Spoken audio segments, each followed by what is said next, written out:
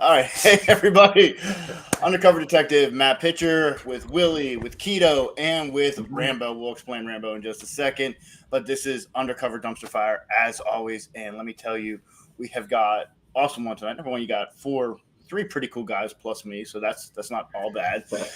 We can take it from there. But as always, Willie, firefighter, therapist, actor, myself, just the retired detective and actor.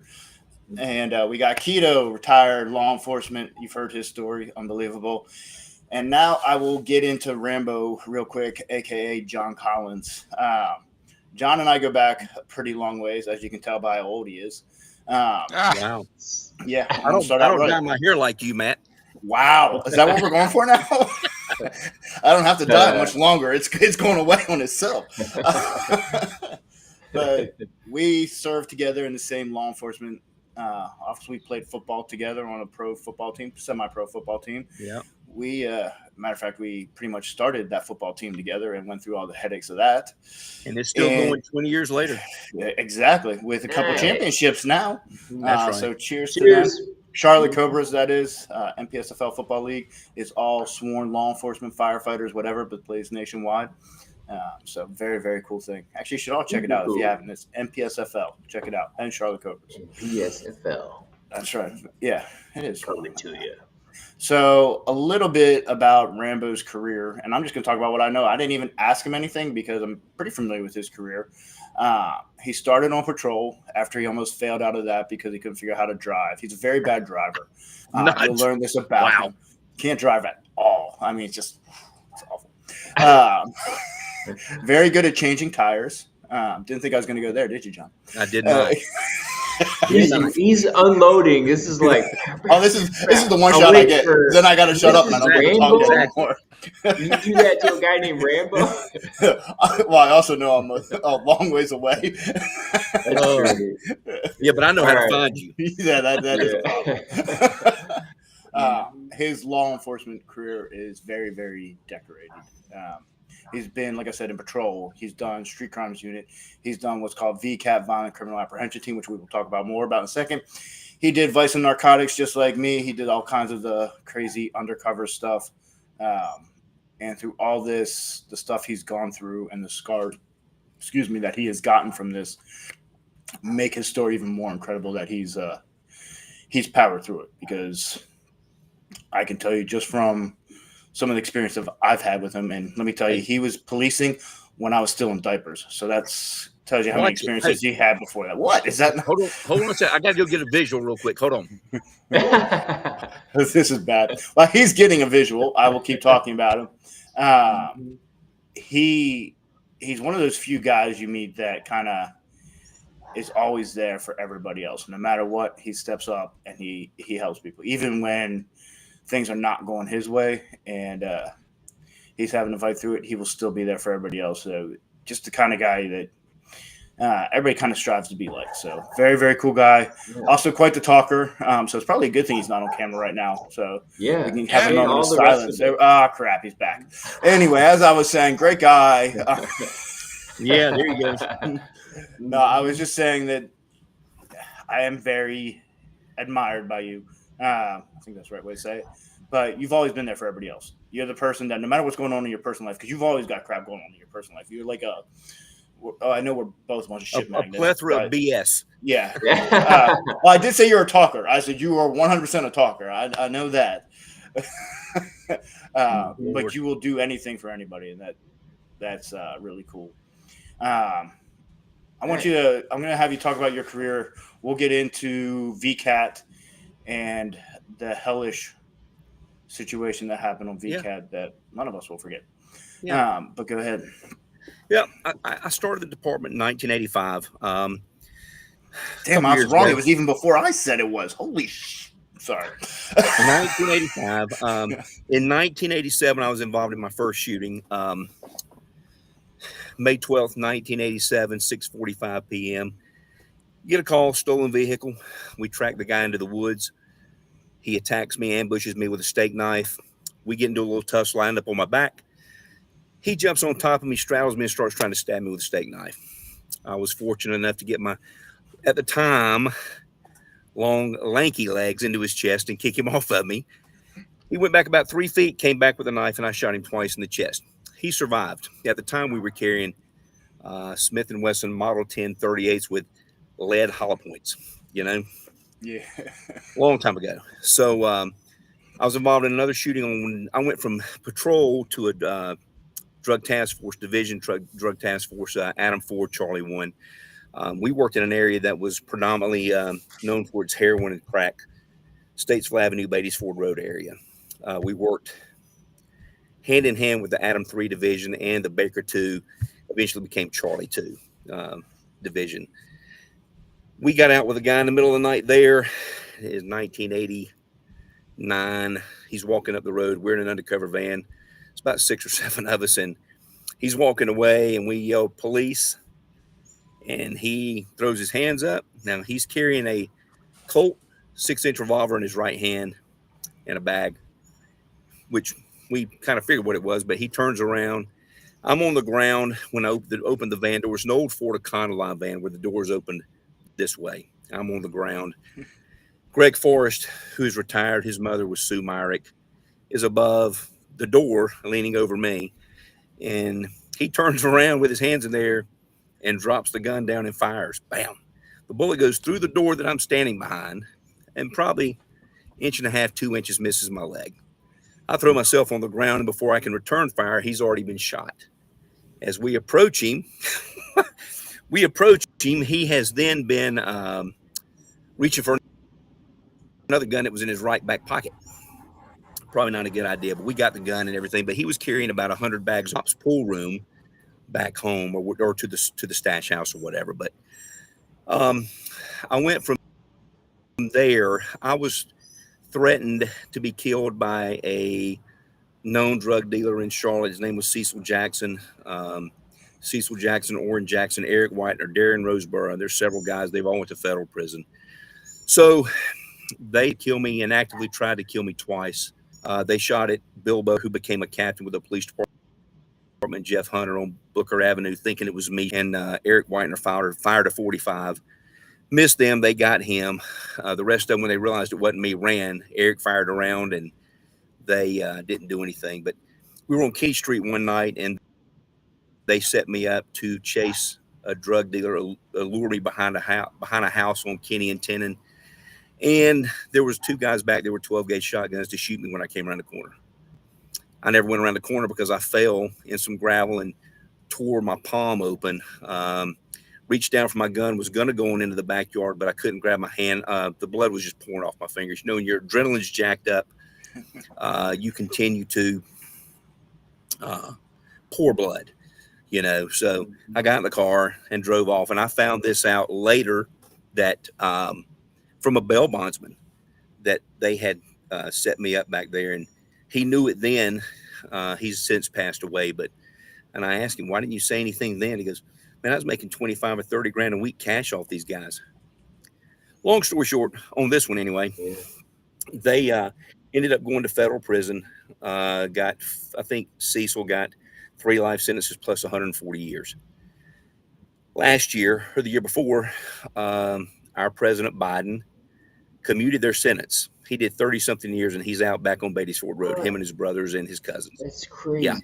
So it's you know, I called the reporter that did their story because there was a story that they wanted to set up there. And I told her, I said, "Listen, you don't know the real truth about these cats. You're hearing their side." And I told her what had happened.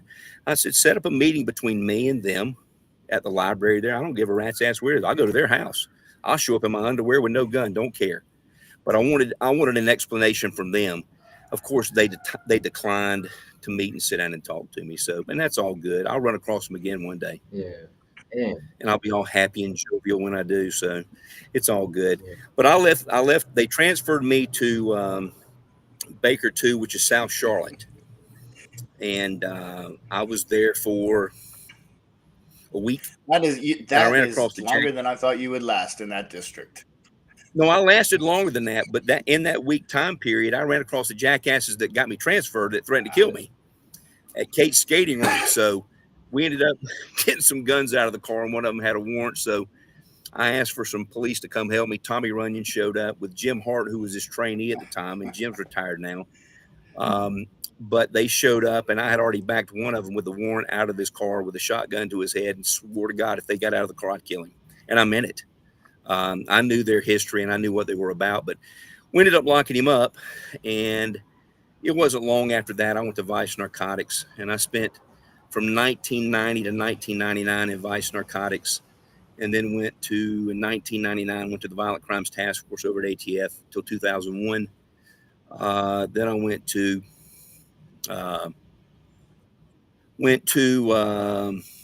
back to David 3 at that point. That's where I met Matt.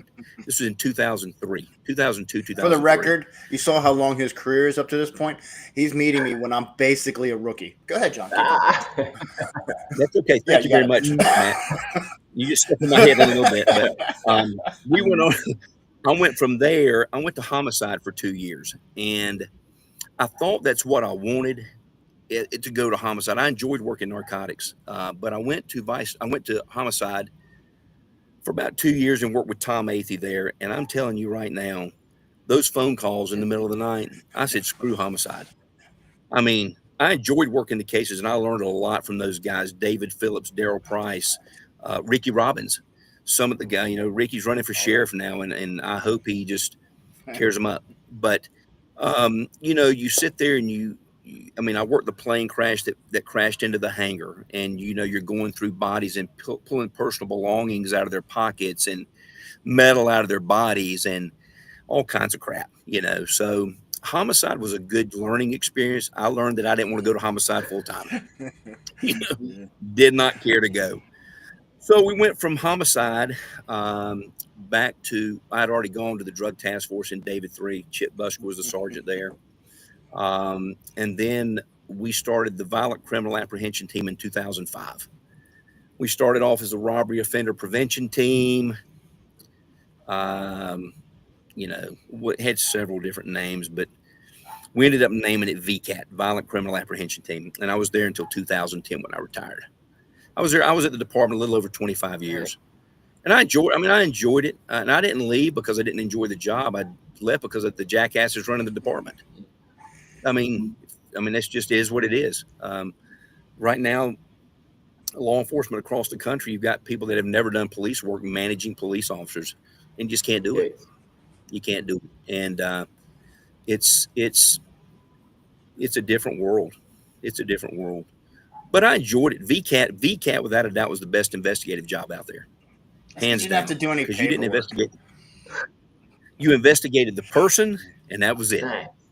You go lock them up at 4 or 5 in the morning, 6 o'clock in the morning, and whenever. But you didn't have to investigate the crime. You investigated the person, which was great. Excuse me. But VCAT was the best one. I enjoyed Vice Narcotics too. I enjoyed working dope. It was doing the street buys, and you go and you do some.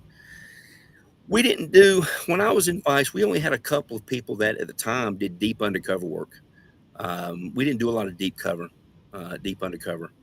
We did, you'd work somebody up from an 8-ball to half a key to a key, 2 or 3 keys. We had some great undercover detectives in Charlotte. Jim Sorrow, golly, Ronnie Ensminger.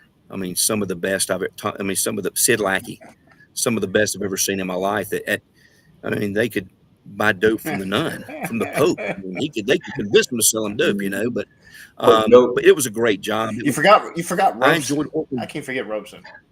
Mark. Yeah, Mark was a different bird. Now. I love Mark. He was a different bird. Now he's got no hair. I just saw him the other day. He picked up the nickname Reno. Hey, I haven't heard how you got the nickname Rambo, by the way. I'm just curious. Aggressive police work. I used to be fast. I used to be a whole lot lighter too. So when I started the department, I weighed about 165, and I'm 6'4". You only weighed 165. So a good strong wind comes behind me, and I'm rolling down Beatties Ford Road trying to catch myself. So it was good. But when I got out of the academy, I started working out more. Eventually, I'm 270 now, so it's all good. It evens out. My best weight's about 240. Yeah, it does eventually. So I'll probably be at 165 again as I start getting a little older. I'll start dwindling a little bit, you know. Yo, man. But during that time, I did some pro wrestling. And oh, don't worry, those pictures are cars, coming out and I this was- week after we post this and everything. It's, don't worry. Yeah. I've Really? stolen some of those. You think I would let those go on Facebook and not take a couple? Be like, oh, this is coming back. You can I'm blame sure Sydney. that- You can I'm blame sure that- Sydney. Thank you, Sydney. I know you're listening. I was getting ready to ask you if I had a son that might have been involved in oh, he that, doesn't know it, yeah, but he's I put a probably- couple online. I'm like, ooh, this is going to come in handy later. Yeah.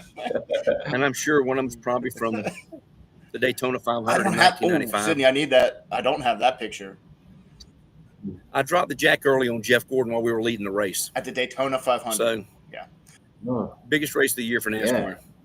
You know, yeah. but I did. We won the next week, and then I got fired the Tuesday after we won. Oh. So, you know, but Hendrick Motorsports is, I mean, they're class act. They're good folks. Thank you, Sydney. And Sydney, just no Sydney, no son. Sydney, I got I'm you. cutting I you out got of the you, wheel, Sydney. and there's not much. I'm cutting Sydney out of the wheel, and I was there's not going to much say, there. So, Sydney, I don't think that's that big of a threat. You're you know, good. Mhm. no. But yeah, I enjoyed it. I enjoyed my career. I don't have any regrets. So, I really don't. sorry, we're gonna go down the dark road for a minute because I'm gonna talk about, obviously you and I know each other extremely well and have Sure. done a ton of stuff together. And my most vivid is unfortunately memory of you, which I wish this was not my most vivid memory of you, was when you were in VCAT.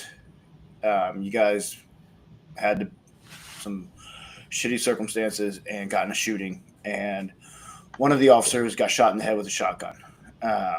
And you'll have to go fill it in, but from my understanding, you drug him into a car. A bunch of us blocked roads, raced to the hospital immediately. This is kind of what you do when one of your Yeah. boys goes down, is everybody gets there, gets to the hospital and then figure out what the heck is going on. How can we help? I get to the hospital about the same time as you. I think I beat you there by 30 seconds maybe. You're in the car with the officer shot. I see you get out, or at least I think you were in the car with him. But the first time I see you, pretty much head to toe covered in blood, and it's not your blood. Yeah, we were serving a rape warrant on Christopher Ellerby over on, I think it was Norcroft off Harris Boulevard. Raped a 17-year-old girl. I was always initially the contact person. When we were in Vice Narcotics, we did what they call knock-and talks to get consent search to go in and search, and I was able to do that. And I can't tell you how many knock-and talks I did, but we encountered Christopher Ellerby's brother Ricky in the driveway working on a car. We were already vulnerable at that point. We talked to him for a while, and he gave us the keys. He gave consent to go in the house, which didn't want to go in with us. Just didn't seem right, you know. We took the keys. We tried to get in the front door. The keys weren't right. We posted Kayvon at a side door. This used to be a model home, so the garage was turned into an interior room of the house, like a game room or a playroom or something.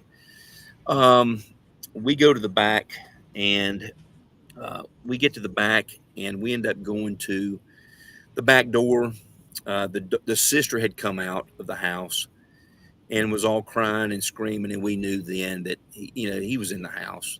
But when we opened the door, Billy Lowe with the sheriff's office was first in line. Shane Page was second. I was third. I think Andy Hall or Ryan Wetzel was behind me in the stack to go in.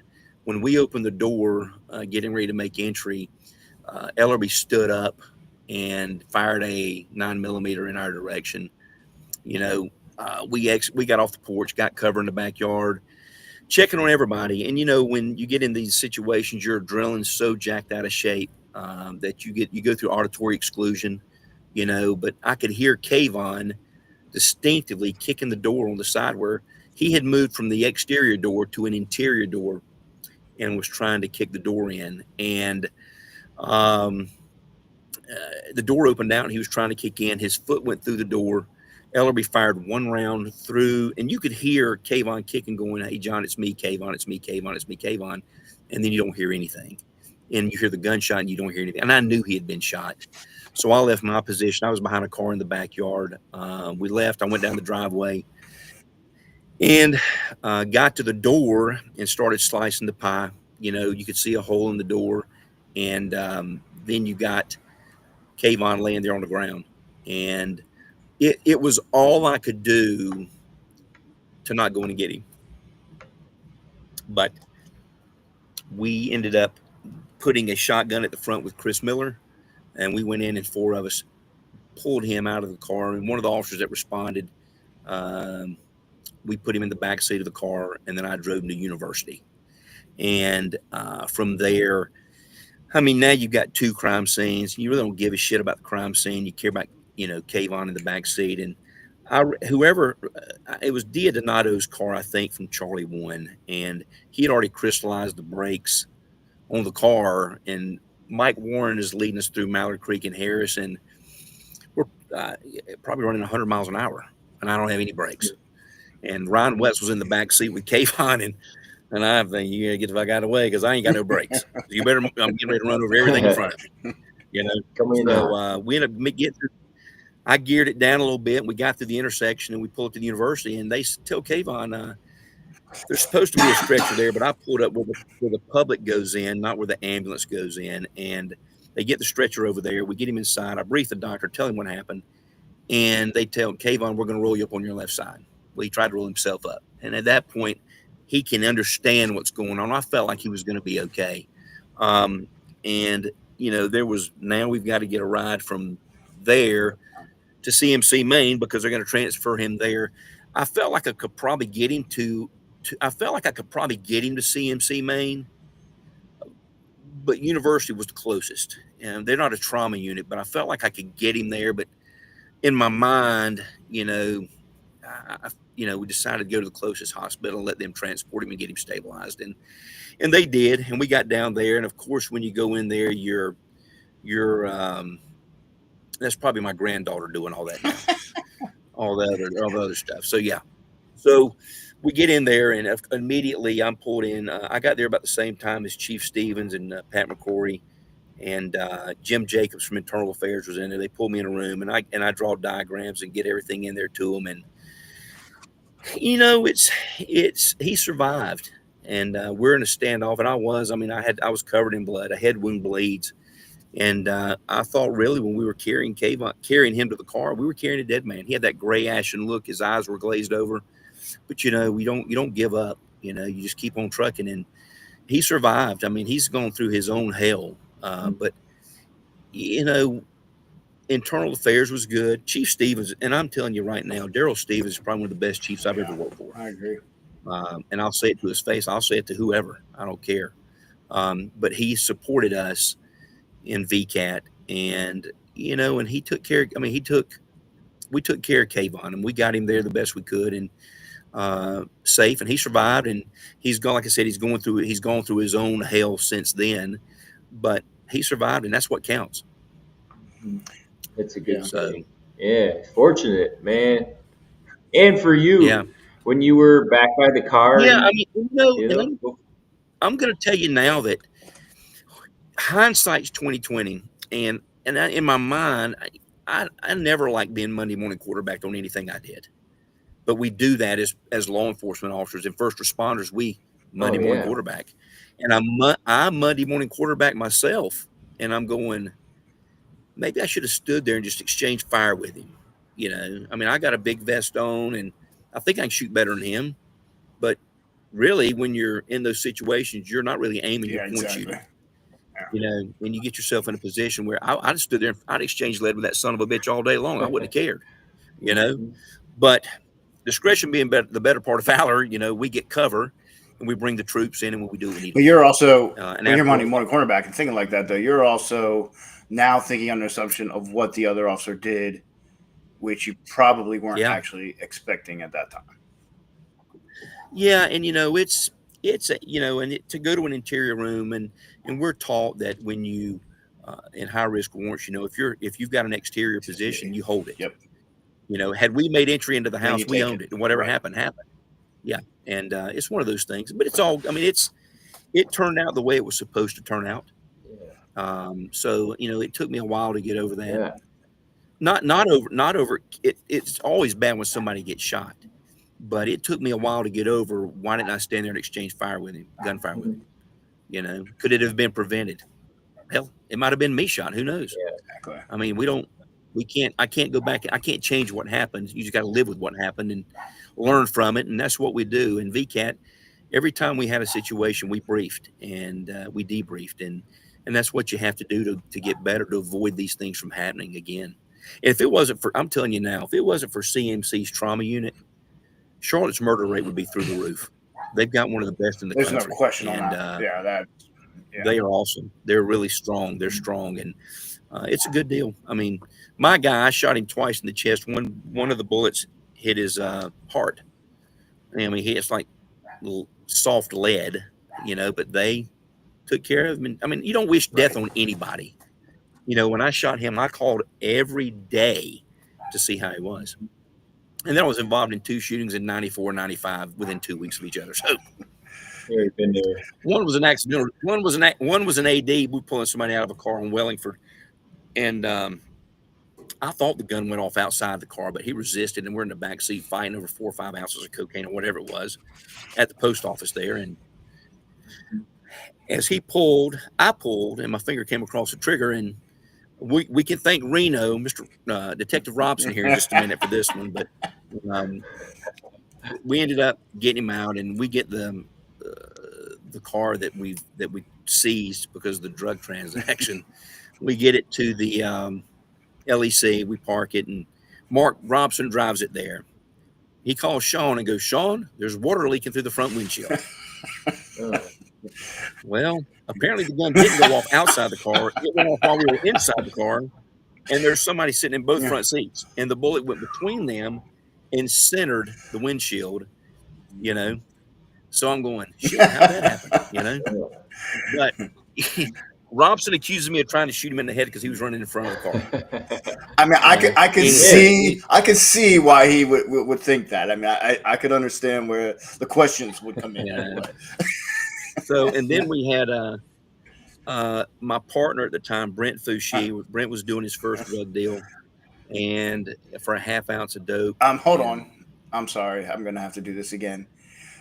You started before Fouché? Yeah.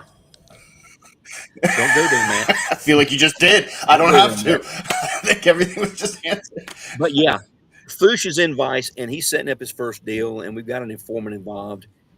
And we pull up. James Beaver's behind the Circle K on Nations Ford Road. The distress signal was the headlights on. I mean, Fouché parked, and damn headlights came on just that fast. But prior to that, I called our sergeant, and I told him, I said, "This is a rip. You just get that gut feeling. It's a rip." I had a 2-door Cadillac Coupe de Ville is what I was driving. And in the trunk, I had my heavy vest. I had my 40 cal. I had my extra ammo, my extra magazines, and I had them all on me, and my hat that even said police that I never wore. And I just felt like it was a rip that much, and he gave the takedown signal, and we come squealing in, and the guy takes off running as he's coming through the shrubbery and stuff. I'm parked at a motel, In-Town Suites on Archdale. I hear a gunshot. Shit. I'm thinking he shot Fouché. Yeah. Well, he comes through, and he makes a left, and as he's running, he starts turning toward me. Well, you ain't getting a drop on Fat Boy here. I started unloading the magazine on it. Pow, pow, pow, pow. My rounds, while we're running full speed, are hitting the ground. And ricochet, and I see it just tearing the pavement up. So he runs around. We end up catching him, and his name was Edward McConico. And the snitch, Stephen Sings, I think is dead now, but he was the snitch, and he participated in the robbery as well. So he better be dead. We picked him up from Olympic High School. Absolutely. So we picked him up from school. I just want to throw this out there real quick. Robeson actually just sent me a text I got on my watch. He tried to shoot me in the head in the car. That's all I'm going to say right there is I just got that text. Well, he had a little bit of hair then, so, a very little. Different color. Yeah, so I think I was one of the only people, other than a SWAT situation maybe, that I had 2 shooting boards on the same day, one back to back. That may be a record. Yeah. So, but I was cleared on both of them, and but it was all good. So it's all good. Hey, John, what time does the retirement home shut down for you? What time do you got to go to bed? It just did. You see that? I'm good till midnight. You got just as much gray as I got. You're in the same boat I am. Brother, I know. Hey, I want to ask you real fast. Grief. Did you ever do a reversal? Because when I did a little vice work, we did a takedown of a house on a search warrant, and then one of our bosses says, "Let's just flip it. Anybody comes up, let's just start selling dope." And then we couldn't even we couldn't even keep up with the traffic that was booking down the street of different cars we were seizing. It was a total cluster. I think half the cases, most of them got dropped anyways, but it was so much fun. We did, and I'll tell you a story. We were doing reversals. We were doing some reversals at a house on Kenny Street, and Pat McCrory was on city council. He became the mayor. He was riding with us, and one of the guys takes off running when he realizes, oh shit, I just bought from the popo, you know. So he takes off running, and somebody slings a mag light while city council members there, but it apparently made contact with the bad guy in the back. And he went to the ground, and we handcuffed him. So it was all good. It was all good. But, you know, it was reversals were a lot of fun. They were a lot of fun. But I'm like you. I think the DA in Mecklenburg County dismissed like 90% of them. Yeah. I mean, they're a lot of fun to do just because it's always a foot chase. But, yeah, they always get dismissed. Absolutely. I think it falls chase. under Unofficial. I think they've always used, or at least used the excuse that it falls under entrapment. They do. It really doesn't, you know, if you think about what it's called. No, that because they're predisposed. Exactly. I mean, you know, they're predisposed. I mean, they're going there for the purpose, going to a dope house or trap house to purchase narcotics, and it's not the first time they've been there. No, that's what they're going there for. Exactly. Hey, John, I want to get into. I want to kind of get into after your career, because here's where everything gets tricky, right? I mean, and obviously you and I joke nonstop. That's kind of what we do, and part of it is our way of coping. Sure. But you're kind of in the same boat as me. I know this stuff was hitting you during your career, but you didn't deal with it at all, I don't think. What's been your story with dealing with the trauma, and how have you? We didn't kind of moved. I mean, I didn't deal with it. I didn't, and it affected me. I mean, when I finally said I've had enough, it was an interdepartmental issue that caused that. I felt like I had been wronged, and I was cleared of anything, but the way I was treated like a common criminal. And I told him, I said, fuck you, I've had enough. Turn my paper. I went up to Jackie Maxwell. Jackie was handling the paper. I said, turn my shit in, I'm done. I was told, you can't just quit. I said, I've got 25 plus years in, watch my smoke. I'm done. I'm done. And it wasn't, like I said, it wasn't the people I dealt with out in the streets. I got more respect from the people I dealt with in the streets than I did my own superiors. And I mean, there's some that I'm still bitter toward. And if I see them, I'm probably going to punch them right in the fucking head. I mean, I could really there's some of them I could push their nose out the back of their head and not really give a rat's ass. But I didn't deal with it. And, you know, talking about it now, I wish I had talked about it then. I took a shoe when I was going through my retirement. When I first did, I took a dress shoe. I took the heel of it and I beat myself in the head and face with it 15 or 20 times, enough to goose egg both my eyes just from dealing with the stress. And was it the right way to handle it? No. But at the time, it's all I knew. It's the only way I knew how to deal with it. But I ended up going and seeing a great psychiatrist, and we did some EMDR, which is great.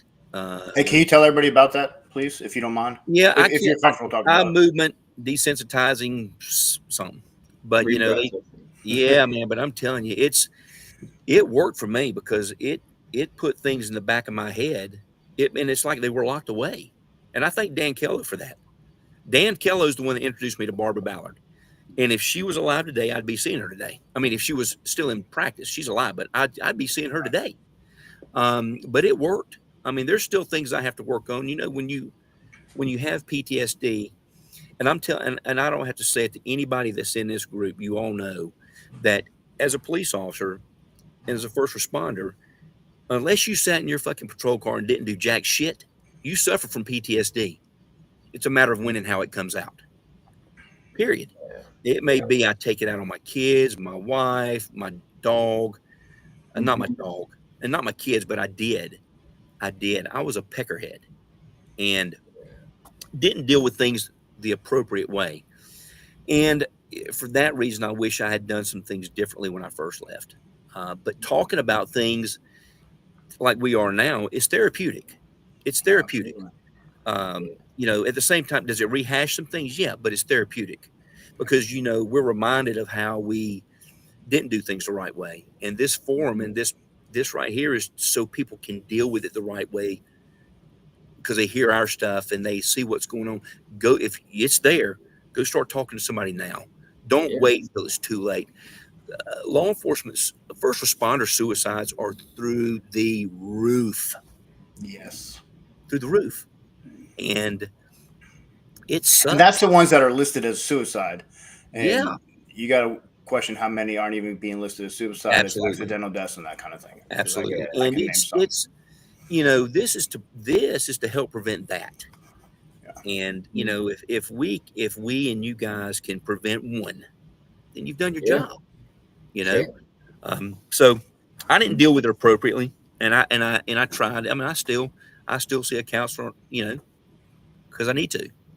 I'm not perfect. I'm a human being, and instead of keeping it inside, I have to get it out. So that's where the race cars and the pro wrestling and all that crap comes into play because it's an outlet and it's a way for me to relieve and release that stress that sits inside of you. So it's good. Yeah, that's cool. Yeah, that's super cool, man. I want to see those photos. Somebody in the comments was saying they're going to send them. Yeah, that's his son. I'll be getting the photos, and they'll be going on Undercover Dumpster Fire on YouTube. You don't have to worry about that. But I can guarantee this is it's fun.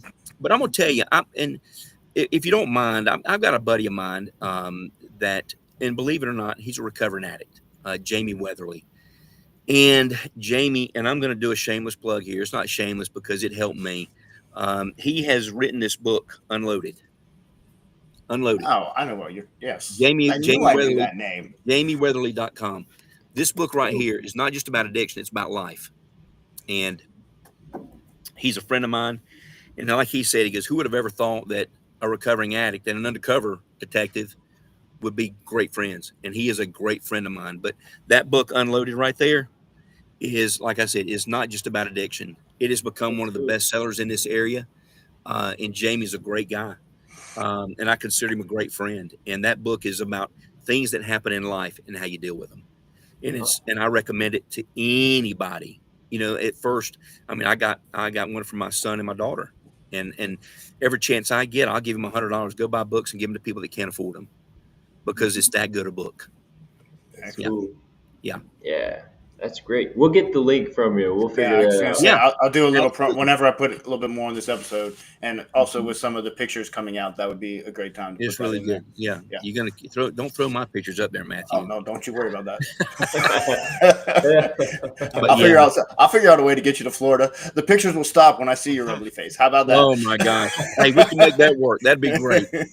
Matter of fact, we'll go bombard Robson because you see he's posting all these pictures on the beach drinking that. Well, I'm supposed to get up and see him anyway, so I'm actually hoping within the next couple of weeks to get up there. Yeah. Well, he's still bald. I just want you to know. This sounds like this could be a cops and campers rally in Florida, man. We get us all around a campfire. I think that would be the bomb. We'll make John into Rambo. We'll make him into Carnivore Rambo. You know, there we go. There we go. I got sidetracked because I can do that sometimes, but I picked up the name Rambo because I was aggressive and.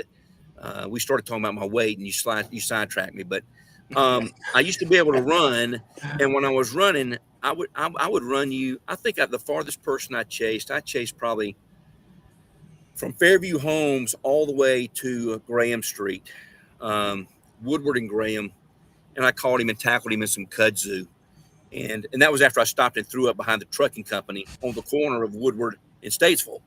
I need to stop for a second for anybody that's not Southern North Carolina. Kudzu is a bunch of weeds type stuff. Yeah, it's just thick weeds.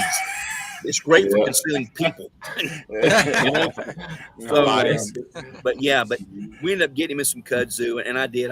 We had just left Tatsy's, a restaurant on Graham Street, and I had 2 chili dogs, and I did, and They The did dinner not of sit well champions. they did not sit well in my stumble because we started running. And not only that, I kept the keys to the car in my pocket so nobody could jump in the car and come chase me. So it's crazy.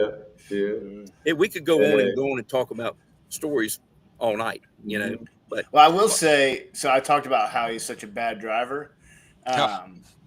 There may have been a time, I can't confirm or deny this, but I may have been behind another vehicle that was following a vehicle. And let me tell you, the vehicle that was following the other vehicle could stay on the bumper of that other vehicle and not miss a dime. I had never seen anything like I thought I was a pretty decent driver with the police car. Was it a pursuit? Sir, there were just a couple vehicles following another vehicle, sir. Yeah. That pursuit stuff. Sir, there were just a couple vehicles following another vehicle. I got you. Statute of limitations. Yeah, they can't come back and fire my ass now. You know? Yeah, he does. Yeah, I watched Rambo be able to hug the bumper of that vehicle like nothing. And I'm talking, this was David 3, Piedmont, or Pegram Street, Parkwood in the Plaza. All that area, yeah. Like just in and out of making 90-degree turns nonstop, pretty much type thing. Didn't lose a beat the whole time. It's a great area. If you didn't know if you went there and you couldn't learn how to police, something was wrong with you. Yeah, you were hiding you were hiding in your car. That's all that comes down to. That was one of the cool things when you found out who could drive in training and who couldn't. You were like, man, that dude's a ninja. And then all of a sudden you realize that tough guy couldn't do anything right. You're like, oh my God. Yeah, you know, he's a ninja, but he better be in the passenger seat. Exactly. Well, I will tell you, it didn't start off that way because I rear-ended an unmarked Ford Fairmont on Kenny Street. I did. And we were getting ready to jump out on some people that were shooting up behind a house on Kenny Street. And I was looking to the left, and I was probably running 30 miles an hour. Well, they had stopped in front of me, and hell, I didn't. And I hit them. I knocked them half a block up, and you know, so it was not good. Oopsie. Yeah, it was not It was not the radio transmission I wanted to make to the sergeant on second shift that day, but. He said, "You wreck your car." Never I said, I wrecked 2 cars, not one. So if I'm going to do it, I'm going to do it right. Yeah. That's true. Go out with a bang. Yep. Hey, just Robeson, because I know you're listening right now because you sent me another text. There's no way I wouldn't have already brought up the Gordon story. I made sure that got out bright and early. I mean, I wanted as many people to hear that as possible. So how could I resist? Unbelievable. It was a lot of fun, though. I mean, I said, I have no regrets other than not handling my PTSD sooner. Yeah, that's a regret I do have. You know, when we didn't have these things. We didn't have these podcasts and people like you three that we could share things with. And I'll tell you this story. When I was involved in my first shooting, I went, you know, they put me on admin for 4 or 5 days. They set my appointment up for my doctor. I go to the doctor and he goes, "Let me ask you a question." He goes, "If you're in the same situation again, could you do it again?" I said, "Well, grab a steak knife and see if I don't shoot your ass." But my point being, there was nothing therapeutic about it. It was, okay, you're good to go. So let's go back and do another shooting, you know? And you know what I'm saying? So that's not therapeutic. It's not saying, hey, how did this affect you? Well, this jackass almost stabbed me. And I didn't want to shoot him, but I had to. And that sits in your head. And it's something that you carry with you forever, you know? It's personal. It is personal. Absolutely. It's right there in your face, man. And a lot of guys don't experience that. We did some training with cops that would come in and tell their story to the rookies, and hearing every cop's perspective on how it led to divorce, maybe alcohol abuse. It was very therapeutic to be in that room, to hear the other guys going through a struggle. And I know what you're saying. When you get to talk about it and you kind of address some of those things, it feels so good. It does. And different parts will choke you up, man. So keep talking, John, man. It's going to be great for you in the long term, and you're going to help somebody out. Well, you know, I listen to the podcast. I listen every week, and when you do it, because I get something out of it. I mean, besides getting to look at this, I mean, because you've told me many times that this is the real reason, right? That is not something I want to see, man. He's trying to learn about firefighting right now. That's what he's doing. Yeah. Is he really? That's to represent. I'm like way outnumbered here. Yeah, exactly. I mean, but look who's the best looking guy though, the fire guy, right? So. Yeah, no kidding. Yeah, and you know what? He's in better shape than all three of us put together. You know hey, wait a second. What is that? Okay, it's Matt, a lift off. You're in better shape. Yeah. I'm the low man on the totem pole on that one. I'm 270. It ain't going nowhere. So yeah, no, but yeah, it does help to talk, and that's all you can do is really push to talk. You know, unfortunately, if you in Charlotte, you got a lot of snake in the grasses. You got a lot of people that if you get a group of officers together to talk about their troubles, their PTSD, I mean, how they feel, they're going to all get called in, and the department's going to go, meh, meh, meh, meh. They're going to get disciplined, or they're going to be, scrutinized, and and that's bullcrap. Yeah. Me having PTSD didn't stop me from doing my job. Yeah. I kept everything bottled up. Did it get somebody? Did it get somebody hit a couple more times than they probably should have? Yeah, maybe. Mm-hmm. But at the end of the day, our number one job is to go home at night. Period. Exactly. Your job is to go home at night, and you can't have. And a lot of the stress and the traumatic stuff comes from within the department. Mm-hmm. I mean, like you got a white shirt in here going, there's a use of force continuum, and I said, what the hell would you know about it? You've never been in the streets. We all know it can go from verbal to deadly force in a nanosecond. We know that. I don't need for somebody in a white shirt that's never done shit to tell me, and that's the way I feel about Charlotte right now. Is there's officers there that are struggling. They struggle. Retired officers that are there now, and they can't say or do anything because of the repercussions that they may get from the department. And now you've got city. I'm telling you, I filed a workers' comp claim against the city of Charlotte for post-traumatic stress. Mm-hmm. I won. And I think I was the first one to do that. And I know that it had been tried in the past and it was denied. And there's been several that have done it. The shit's real. It's just like falling and tearing your leg out of socket. It is real. And it's just as much it's an injury. It's no different than breaking your arm or breaking your wrist or twisting an ankle. It's the same thing. It's just mental. And that's where the awareness has to come in to these departments. And of course you can be like the city of Charlotte and give the chief a $300,000 gift. Who in the hell knows? That's the difference. That's a story for a different day. Yeah. It's related though. Yeah, it's related. It is. I mean, it affects the morale, and it affects everything, and it affects you from the inside out. And when it gets in your head, that's when it's tough. Yeah. It's tough, man. Yeah. Like I said, I'm still bitter, and I try to deal with my bitterness in the right way. I still don't do things perfect, but I try. Yeah. And one of the things we do too is we treat, and I know I'm not meaning to walk over you here, Willie. No, you. We treat people that are around us sometimes like they're bad guys.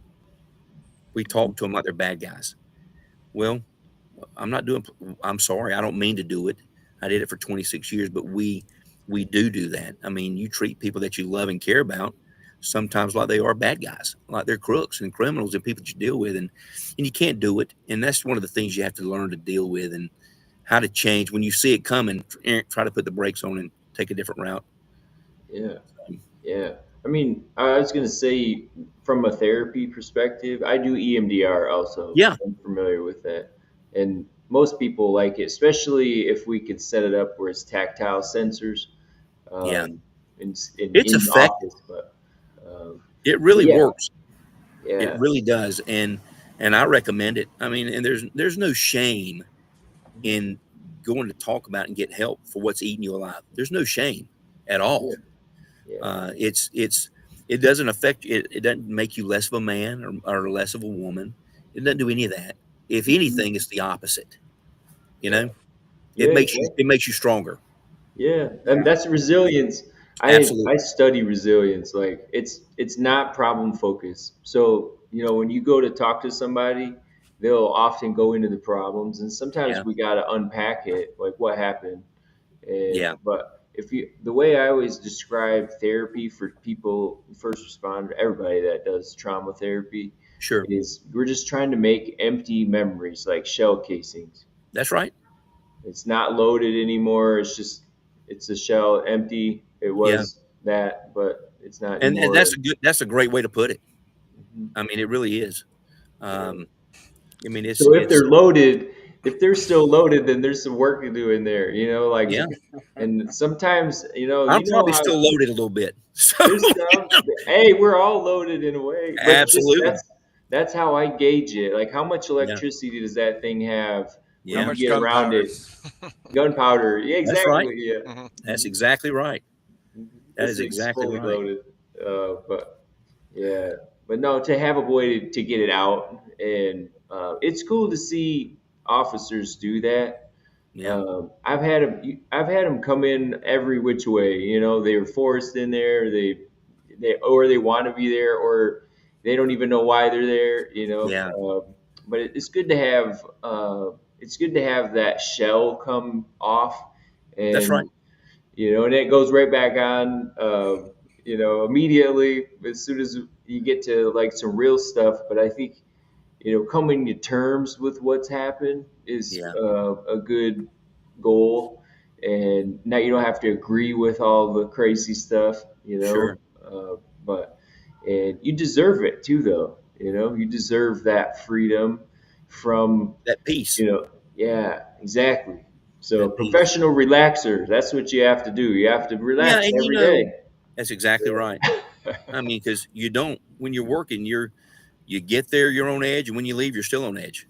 You know? You wake up and you're on edge. So you wake up and it's negative already. You have to like counter it, you know. And I always say it's active. Like you can't do PTSD recovery, and I know it doesn't go back. Me and Matt have talked about this. Like you recover, but you're never the same guy. That's right. You grow, and you have that resiliency that you build because you already been through shooting, and now you went through two, and then you kind of figure out ways to deal with it. And then, but yeah, you know, maybe thinking about if there are people that you recommend, and this goes for all of us, if there's people that you recommend, shoot their information to us. Absolutely. And we'll share it.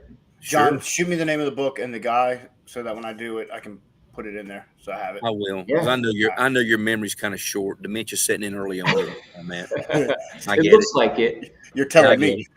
Look, listen, Sean. Is there a reason you don't have a beard, Matt? Let me tell you why. Because it looks like kilos of mine. It's great. I mean, come on. I'm gonna go get Grecian for me tomorrow and shave and get this. I'm gonna shave. But I'm afraid if I shave, I'll have more chins than a Chinese phone book. So I'm trying to conceal a little bit of it. You know? But, steak and eggs, baby. Steak and eggs. We'll get you down to 230, man. Steak and eggs is awesome. That's all you need to do, man. Let me tell you something. Cops and campers, steaks and eggs, and chili dogs. No chili dogs. The chili's got beans in it. No beans in the chili. Okay, no chili. Chili dog will come back up. I don't think the steak and eggs will, but the chili dog. Yeah, we already heard that. We already heard how that comes back up. And that's why I'm bringing it back. And that was the second time it had happened. So, you know, we can regurgitate them too. You know, like usually when I cook eggs, I usually cook a dozen. I'll eat a dozen eggs in a sitting. I eat 6 a day. I'm telling you, that and a good steak. steak. I do that. I'm awesome. That's great. All right, John, we're running out of time, so I got to do this quick. All right, brother. All right, normally we do I appreciate every one of you. Thank you so much. You're not going anywhere, so knock it off. Oh, yeah. All right. Usually I do all four. No, it's pudding time at the old folks' home. That's what. Yeah, he won't miss that. I promise. He won't miss that. And apple juice. Apple juice. I love apple juice. All right, John, you get one more story, and it's got to be the funniest story from your career that you can think of. The funniest story. These are always tough. We got the sad ones. We got the tragedies like that. There's like a million of them, but yet he can't think of one when he needs to. Because there's usually a story. It's like a big, it's just like a half hour. I'm trying to think. Yeah, I mean, are they still employed? I can't think of a funny one. Are they still there? You know, I just can't think of a funny one. I mean, I probably can. I just have to do some thinking to think about it, and we don't have time for that. All You right. ever poop Oh, in you your know what? uniform? Okay. What now? You ever poop in your uniform? No, I've pissed in my uniform though. All right, there we go. We got one. Boom. I did, and it was not on purpose. I would have lost the bet. Not on purpose. Yeah. You know, if I was going to poop on anything, it'd probably been the chief's desk or something. But All right. Well, there we go. Yeah. Before we I get would've done it. canceled. Here's one though. You guys know this because you hear all these calls. Like, just say, what's a funny call that went out over the radio? Like, I'll tell you this. I'll tell you, it's not funny. Terry Salt, who used to be a captain I worked for. He was a believe I chief in know this story. Gastonia. He was a chief in Sandy Springs. He's a chief in Virginia. He's a chief in Eden, North Carolina. Anyway, we get a call, and it's semi-funny. It depends on, from our standpoint, it may be funny. From anybody else, it may not be. But we get a call about a lady that has assaulted her husband with a baseball bat, a cut-off baseball bat, over in Trine Hills. So I get over there, and I get there first. Terry's backing me up. And I get there, and she has wailed and tore her husband's head all to pieces. So we're trying to get him in the ambulance. Well, I'm trying to calm her down, and she hits me in the forehead with that bat. And I saw stars, but I didn't see stars enough where I couldn't chase her little ass back into that house. And she had her baby in a stroller, and she slung the baby stroller in front of me while I was running with the baby in it. ah, I ran over the stroller. And then ran in there and I got her out. But the baby was upside down in the walkway and like dangling from the straps, oh, like she'd man. flipped a car or something, you know. But you ran over my baby. I said, you put her in front of me. As I got a big goose egg starting on my forehead, you know. But she wore both of us out with that bat. Wow. It was Additional funny to me charge, when I ran. child It was endangerment. funny right to there. me when I ran over the stroller. It wasn't funny to her, you know. So Yeah. Dang. Yeah. Well, I don't know how to come back from that, man. Like, We're done. We're done. It's a wrap. It's an hour. We're at the limit anyway. yeah. I mean, I had somebody that was circumcised themselves. That was We just talked. Yeah. you funny. did? Yeah, they were like didn't want it anymore and decided they would just cut the tip of their dick off. Was the last name Bobbitt? She cut the whole thing, man. The Remember whole that? thing, dude. Good grief. Yeah. I said just a tip. Okay. What just happened? What just happened to this episode? I know. What is going on? This is the dumpster fire. It's coming out right now. Yeah, We're right. panning it. We're like, oh. But man, I'll send you the information on the book and stuff. And Yeah, please. No, anytime, man. I watch every week, and I appreciate you I guys for appreciate that, everything you brother. do for us. Dude. Hey, All you guys. You know, real quick, and then I'm calling it. John, I just want to say, I do enjoy saying this first part. As one of the younger guys, when I came on my career, and you being a much, much older veteran, when I came on, seriously, man, I don't think you realize how much you did for the younger guys. well, And I so appreciate when you look that. back at your career, you should always have a lot of pride in that. Well, I Guys appreciate looked that, up to man. you, I do. knew what you did, all that kind of stuff. I told Robeson, because Robeson was another one, and then obviously, my training officer Andy Rice was Andy's phenomenal, good guy. the best of the best. We won't say Mark's a good guy, but Mark's a good guy too. No, Mark's solid. Yeah, but no, I just appreciate everything you've done. I appreciate everything you've done for everybody else, because, brother, you haven't had an easy road. I'm not going to lie to you and say, man, you had it easy growing, but It's getting easier every year. you've always managed to somehow still be there for everybody else, and that's pretty cool. So, Well, I appreciate that, Matt, and I will continue to do that. no, I know that. That's cool. Absolutely. That's Legacy. legacy. All right, all y'all have a great night. Get off of here Yeah. before Thank you you so much. cancel. We'll see you guys Thank Thank later. you, John. All right. Hopefully, campfire and beer soon.